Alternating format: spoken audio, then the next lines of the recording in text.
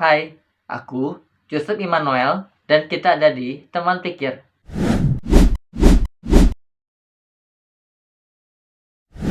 Oke, kalau di video sebelumnya kita sudah bahas sedikit tentang belajar yang adalah proses pembentukan pembiasaan dari perilaku ya. Nah, kali ini aku bakal bahas secara spesifik belajar yang ada di sekolah. Nah, di Indonesia sendiri, belajar di sekolah diwajibkan 12 tahun. Idealnya 12 tahun, tapi ternyata tidak semua orang bisa belajar sampai 12 tahun atau sampai SMA kelas 3 gitu ya. Tapi kita tidak akan membahas tentang itu, tentang pemerataan pendidikan gitu ya dan masalahnya, tapi kita akan belajar lebih spesifik dari pembelajaran yang ada di sekolah. Banyak anak yang mengeluhkan atau berpendapat bahwa pembelajaran di sekolah adalah beban atau hal yang membosankan gitu ya, karena tugas yang menumpuk gitu ya, pembelajaran yang banyak dan sulit gitu ya bagi mereka untuk mengikutinya. Hal ini tidak bisa dipandang satu sisi saja. Memang terkadang perasaan itu muncul gitu ya, sebagai siswa gitu ya, belajar adalah hal yang tidak menyenangkan. Tapi di satu sisi juga bagi pengajar dan juga pembuat sistem pembelajaran, pastinya mengajarkan dengan situasi yang menyenangkan dan dengan enak gitu ya bagi siswa-siswa untuk belajar gitu ya, tidak mudah juga. Maka kita harus lihat dari kedua sisi gitu. Nah, kalau kita tarik lagi ke tujuan pembelajaran di sekolah, sebenarnya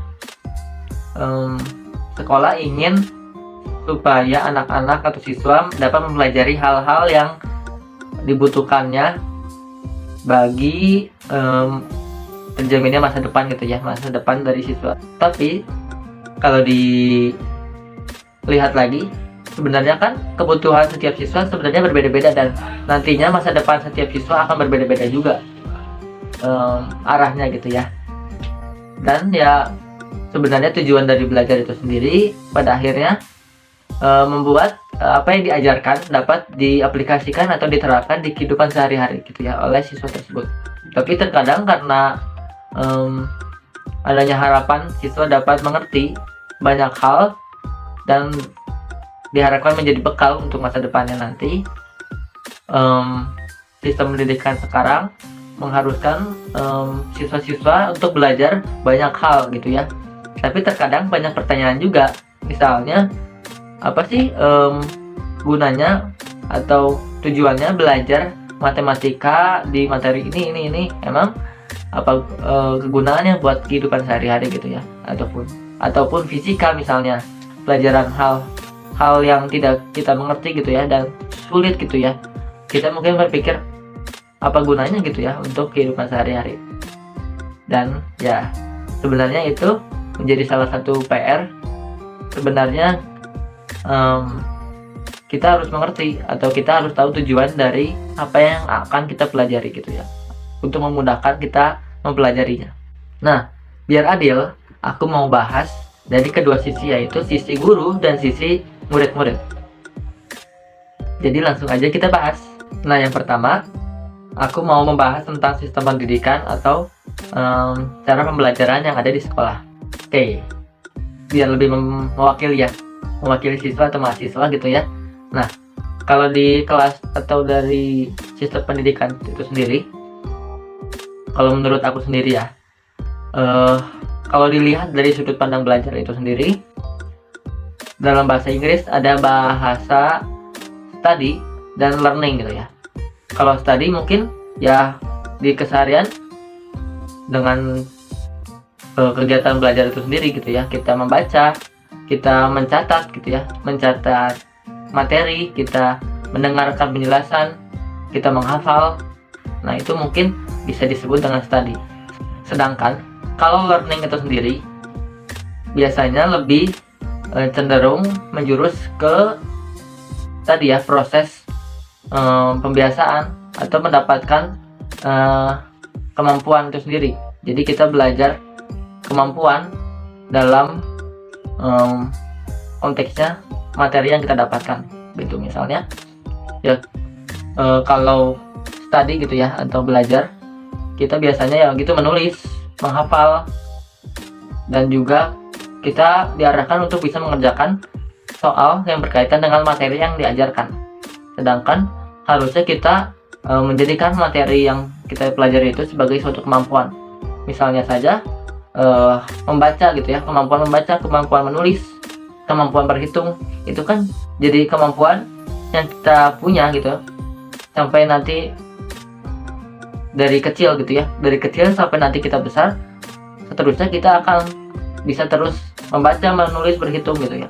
Sedangkan kalau pelajaran di sekolah gitu ya, pelajaran bahasa, pelajaran matematika, kadang-kadang setelah ujian di materi tersebut kita bisa jadi lupa lagi karena belajarnya hanya sampai tingkat pengetahuan. Jadi kita tahu cara mengerjakan soal yang ini, tapi belum sampai kepada kemampuan. Kita belum bisa mampu menggunakan, kita belum bisa atau belum mampu mengerjakan atau memiliki kemampuan dalam mengaplikasikan materi tersebut dalam keseharian. Nah, ada beberapa saran yang aku punya untuk pembelajaran di sekolah. Misalnya, yang ke-1, lebih sering mengulang satu materi dibanding memberikan banyak materi. Misalnya, untuk menjelaskan satu bab, kita bisa bagi dalam beberapa pertemuan gitu ya.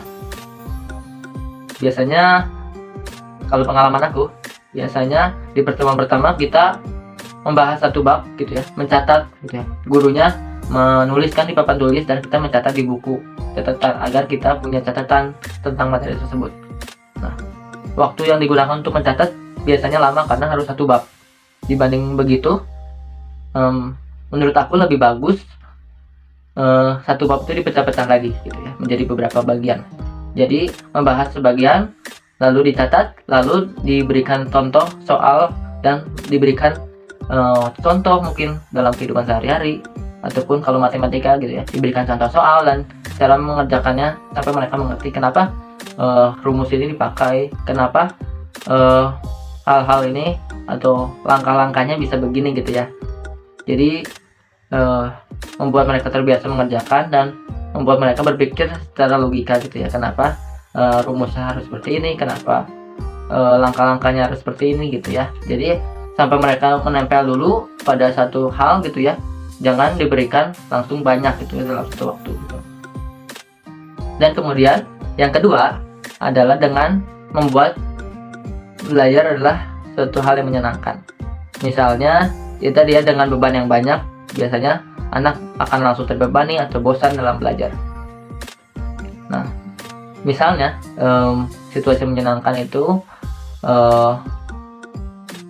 guru dapat menanyakan kabar terlebih dahulu ya sebelum belajar, menanyakan kabar murid-muridnya atau mengajak berbicara dulu beberapa menit ya sebelum masuk kepada materi. Mungkin guru bisa memberikan waktu istirahat misalnya 5 menit untuk ke toilet, untuk merenggangkan badan atau mencari suasana lain gitu ya, agar murid juga tidak bosan dalam belajar.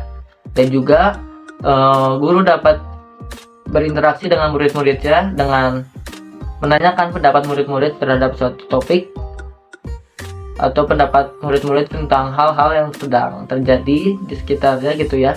Jadi murid juga dapat merasakan kedekatan dengan gurunya dan juga bisa situasi di kelas bisa lebih cair gitu.